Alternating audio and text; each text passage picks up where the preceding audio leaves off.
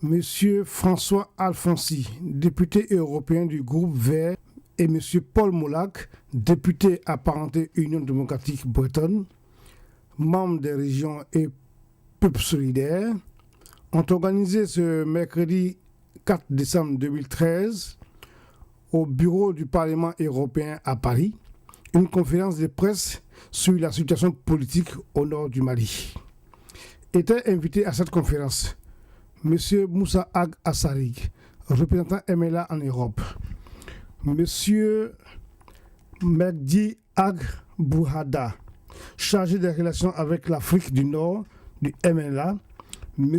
Isaac Ag Al-Husseini, président de la cellule Europe du MLA. Ils ont parlé en tout cas du Mali pour faire un point sur la situation politique dans cette région de l'Afrique. Nous les écoutons. À Ménaka, où un kamikaze s'est fait exploser en visant une position de l'armée française. Son attentat a échoué, mais on se rend bien compte que ce n'est pas annonciateur de choses qui peut rendre optimiste. Et d'un autre côté, on a des faits que nous voulons dénoncer, là, Moussa viendra dans le détail, où l'armée malienne a notamment, il y a quelques jours, tiré sur une foule à balles réelles. Ça, c'est un fait. Alors, on peut toujours discuter, ils n'avaient pas manifesté, ils ont fait ci, ils ont fait ça. Enfin, bon, une armée qui tire sur une foule désarmée à balles réelles, c'est un problème politique grave. Car tout cela se passe alors que nous sommes, nous, impliqués sur le terrain à travers la présence de l'armée française. Il n'y a pas de...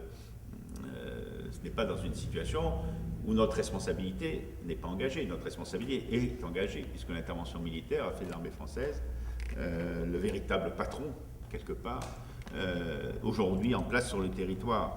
Et il y a un autre fait, Moussa le racontera, qui a été présenté à la presse comme étant un accrochage avec des brigands et qui en réalité était l'exécution sommaire de militants du MLNA, effectivement, qui après avoir été arrêtés et ligotés ont été exécutés. Donc ces exactions récentes nous inquiètent et renvoient aussi aux exactions qui avaient été constatées au tout début de l'intervention française. On avait trouvé, vous en souvenez peut-être, à Sévaré, une quarantaine de corps, je crois, une trentaine de corps entassés dans une fosse commune, et on avait trouvé d'autres faits tout à fait inquiétants.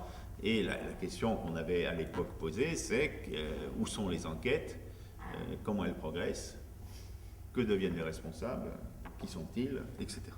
Or, à ces questions-là, il n'y a toujours aucune réponse. Or, pour nous, c'est un préalable. Il ne peut pas y avoir de faits qui soient condamnables au plan des droits de l'homme, qui restent sans enquête et sans poursuite. Parce qu'à ce moment-là, il n'y a aucun processus de paix possible s'il n'y a pas une justice impartiale qui s'établit sur le territoire. Donc voilà un petit peu, donc c'est une conférence pour faire le point. Je vais laisser Moussa revenir sur le détail de la situation là-bas. Paul nous dira aussi quelques mots sur la façon dont l'Assemblée nationale aujourd'hui est saisie de ce problème. Je vais conclure en disant que la semaine prochaine, le président du Mali sera présent à Strasbourg, où il interviendra devant le Parlement européen. Donc voilà un peu le propos introductif que je voulais vous faire. Moussa, à toi la parole pour peut-être mieux nous cadrer et nous informer de ce qui se passe aujourd'hui sur le terrain. Merci beaucoup, M. Alfonsi, et merci à M. Moulac, député européen et député à l'Assemblée nationale française, pour nous permettre de participer à l'éclairage, mais aussi et surtout à la défense des droits humains bafoués sur le territoire de l'Azawad depuis plus de 50 ans. Bon, je présente ici Magdi Agbohada, qui est membre de la commission des relations extérieures du Conseil transitoire de l'État de l'Azawad, qui est la structure exécutive, l'organe exécutif du Mouvement national de libération de l'Azawad. Et nous excusons l'absence de Mahamadou Djeri Mega, qui est vice-président du Conseil transitoire de l'État de l'Azawad, vice-président donc, du MNLA, qui est absent parce que tout simplement il n'a pas eu le visa pour venir. Nous ne savons pas pourquoi, et lui-même il n'a pas eu de réponse à cette question. Et ce qui vient de se passer le jeudi dernier, le 28 novembre, à Kidal, est intolérable. Nous ne pouvons plus continuer encore à attendre les balles de l'armée malienne. Nous ne pouvons plus continuer à laisser le monde nous observer de façon complice sans agir. Et c'est l'une des raisons pour lesquelles nous sommes ici. Nous sommes des combattants, ici aussi, et partout. Les Azawadiens se battent pour que vraiment cela s'arrête. Ce qui s'est passé le 28 novembre dernier, c'est que des femmes, des enfants et des jeunes, ayant appris la venue du Premier ministre malien à Kidal, ont décidé spontanément d'aller à l'aéroport comme ils ont l'habitude de le faire depuis plusieurs mois déjà. Et c'est ainsi qu'ils ont été pris à partie, ces manifestants, par l'armée malienne, sous les yeux des casques bleus de la MINUSMA, des Nations Unies, mais aussi de la force Serval, de l'opération Serval, l'armée française. Et à l'issue de cette fusillade, enfin de ce massacre, une femme enceinte est décédée, 5 personnes sont blessées, dont 3 graves, qui ont été transportées, ces 3-là, à l'hôpital de Gao. 2 personnes d'entre elles, leur vie est toujours en danger. Et cette situation est telle que, aujourd'hui, la situation est de plus en plus grave. Au lieu que ça soit ce qu'on entend depuis Bamako ou ailleurs, qu'ils sont en train de faire ce qu'il faut afin que la réconciliation et le développement puissent se faire. Parce qu'avant une réconciliation, avant un développement, il faut d'abord résoudre le problème politique. Le fond du problème est politique et c'est celui-là qu'il faut d'abord régler. Une autre chose, c'est que si l'armée française est venue chez nous pour combattre les narcoterroristes, ils nous ont trouvés en train de les combattre, alors que nous continuons à les combattre. Mais si nous voyons aujourd'hui l'armée française faire la police dans la ville de Kidal, il y a lieu de se poser des questions. Il faut se poser des questions. Pourquoi c'est l'armée française aujourd'hui qui fait la police à Kidal? Pourquoi le président de la République française, François Hollande, ne cherche pas d'abord à ce que cette solution puisse être trouvée par la négociation avant que le nouveau gouvernement du Mali puisse mettre en place de façon unilatérale les mêmes techniques, les mêmes aberrations, les mêmes mascarades que par le passé. Je veux parler essentiellement des États généraux de la décentralisation qui se sont passés les semaines écoulées. Les assises nationales du Nord et les élections législatives dont le premier tour vient de se passer le dimanche dernier. Et ces 3 activités, ces 3 programmes ne sont pas prévus dans l'accord de Ouagadougou, qui est l'accord préliminaire à l'élection présidentielle et au pourparlers de paix au Mali. C'est bien intitulé, c'est bien comme c'est intitulé. Donc aujourd'hui, il y a cette situation à Kidal avec la population qui est muselée, qui est assassinée, qui est en insécurité permanente, parce que tout simplement il y a plusieurs armées sur un problème qui n'est pas résolu, un problème dont la partie politique n'est pas résolue, et sur laquelle il y a beaucoup de spéculations. Je crois qu'il est assez clair que nous sommes dans un processus politique, un processus politique qui aujourd'hui quand même a pas mal de ratés. Et ce processus politique, il doit forcément intégrer le MNLA et il doit intégrer une idée de décentralisation ou de fédéralisme, enfin on l'appelle comme on veut, mais c'est clair, on ne peut pas, alors je sais que la France est un peu, parfois, un peu de mal à faire la leçon de ce niveau-là parce qu'elle est incapable de le faire chez elle, mais c'est bien ce type de solution dont on a besoin dans le Mali, et c'est bien là qu'il faut chercher, en intégrant bien sûr le MNLA, puisque vous voyez bien que c'est le MNLA ou les islamistes. Donc, et là, le choix qui est à faire me paraît évident pour des raisons non seulement, j'allais dire politiques, mais aussi des raisons humaines. C'est-à-dire qu'on a un système d'un côté qui est islamo-mafieux, et on a de l'autre côté un système vertueux qui est le système qui est incarné, à mon sens, par le MNLA. Donc avec des gens qui sont... qui ont des idées qui sont beaucoup plus proches des nôtres, par exemple au niveau de la mise en place d'une démocratie.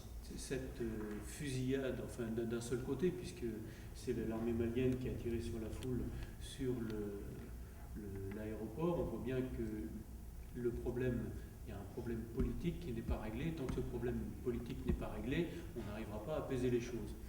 Donc je crois que c'est dans ce sens que nous ferons, nos recommandations, si je puis dire, entre guillemets, mais que nous appellerons l'attention du ministre des Affaires étrangères et de celui des armées sur ce problème-là. Je pense que le ministre des Armées a bien compris l'intérêt de garder un allié sûr qui est le MNLA. Après, évidemment, il faut trouver les moyens de pouvoir amener Bamako à la négociation sur le fond et de terminer cette négociation. Nous savons combien de fois Bamako a signé des accords qu'il n'a jamais respectés. Sinon, aujourd'hui, nous parlons d'un statut politique et juridique de l'Azawad sur lequel il faut négocier et trouver une solution politique. Juste, pour rappel, en janvier 1991, il y a eu un accord qui a été signé et dans cet accord, il était bien dit le statut particulier de l'Azawad. Et nous n'avons jamais vu de statut particulier pour l'Azawad. Il y a eu 4 accords. L'accord du 18 juin, c'est le 4e accord qui a été signé et qui n'a pas non plus été respecté. Puisque tout simplement nous voyons qu'il n'y a pas la volonté politique du côté des Bamako. Malheureusement, nous sommes dans une période si cruciale que nous sommes obligés d'utiliser la force que nous avons. C'est-à-dire, d'abord, nous exprimer en disant nos souffrances, en disant les injustices dont nous souffrons, dont notre peuple multiethnique souffre. Et ce qui s'est passé à Kidal. Nous attendons une condamnation de la France. Nous attendons une condamnation des Nations Unies. Nous attendons même que Bamako reconnaisse que des militaires de l'armée malienne ont tiré sur des manifestants désarmés. C'est ça que nous attendons. Et tant que notre population continue de souffrir, surtout ces couches les plus fragiles, les femmes et les enfants, nous ne pouvons pas rester fidèles à un accord bafoué par un État, entre guillemets. Le problème de l'Azawad ne date pas de 2011 ou de 2012. C'est des problèmes qui ont des racines anciennes et que c'est le traitement politique de cette question qui peut amener à une solution durable. Alors, une solution passant par un État unitaire et centraliste malien, nous pensons que c'est tout à fait illusoire et tout à fait impossible. On a exposé, j'ai parlé avec l'ancien ministre des Affaires étrangères du Mali, que l'Europe offrait beaucoup d'exemples, avec une grande variété. On peut faire de l'autonomie, on peut faire de la confédération comme en Suisse, Il y a des situations comme les îles Féroé au Danemark, par exemple. Bon, on peut trouver beaucoup d'inspiration dans l'Union européenne sans rester enfermé dans le modèle français, qui n'est sûrement pas le bon exemple. Bon, je pense que la France peut porter des messages crédibles en termes de droits de l'homme, en termes de volonté de s'impliquer sur la scène internationale, en termes d'organisation d'un territoire qui présente une périphéricité aussi marquée que les Azawad, c'est pas le meilleur exemple. Bon, pour illustrer, donc quand je disais ça avec M. Koulibaly, il me dit oui, mais nous on est État unitaire. Et bon, il m'a regardé, la France est un État unitaire, et pourtant nous, les Corses, on a quand même un statut particulier. Oui. Et il me dit oui, mais l'Azawad n'est pas une île. Ah, oui, d'accord. Enfin, c'est quand même très périphérique quand même. Enfin, voilà. Donc on sent que là, il y a un refus d'avancer. Et j'espère que l'Union européenne servira pour trouver une aspiration qui permettra d'avancer. Et juste par rapport à ce qu'il disait sur la décentralisation ou la centralisation ou la fédération, aujourd'hui, la situation de l'Azawad est bien plus qu'une île. La situation de l'Azawad, c'est de vie qu'il s'agit. Comme dans une île, la France porte une responsabilité historique pour trouver une solution à ces conflits, qui n'a que trop duré. Il y a eu au tout début des responsables de l'armée malienne qui ont été rappelés à Bamako. Bon, je me souviens de cet épisode, car c'est dans les secteurs qu'ils dirigeaient que s'étaient passés des actes inadmissibles. Bon. Ont-ils été sanctionnés? À ce que l'on sait, ils sont même retournés sur place. Bon, ils n'ont pas été mis à l'écart de l'encadrement de l'armée malienne déployée sur le territoire. Voilà. Donc ça pose des questions, parce que si effectivement l'armée française sert à ouvrir la route à une armée qui commet des exactions sur la population, cela veut dire qu'on ouvre la porte à des catastrophes humanitaires. Bon, c'est ça, hein. Parce qu'après, de fil en aiguille, les populations vont fuir, il va y avoir des réfugiés, il va y avoir des représailles, il va y avoir des réponses. On va tirer une fois, on va faire 5 victimes, la fois d'après on va faire 50, et puis la fois suivante ça va être 500.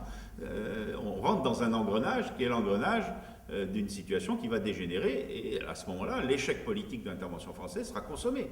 Nous avons le soutien moral de tous les Berbères, de tous les Amazirs, de tous les Keltamachek, autrement dit Touaregs, de partout. On le sent et on les remercie.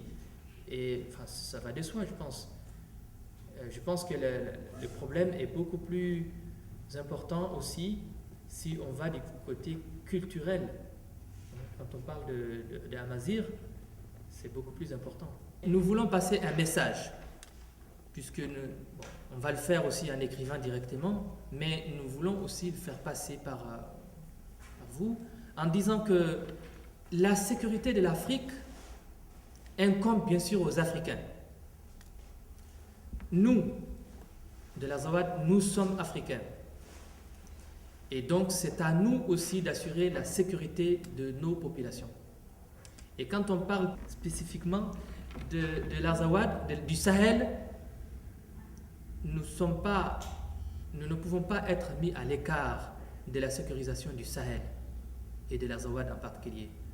Donc nous disons notre volonté à participer à une sécurisation du Sahel, mais d'abord une solution politique qui nous permette le respect de nos droits les plus élémentaires et de l'autogestion de notre territoire.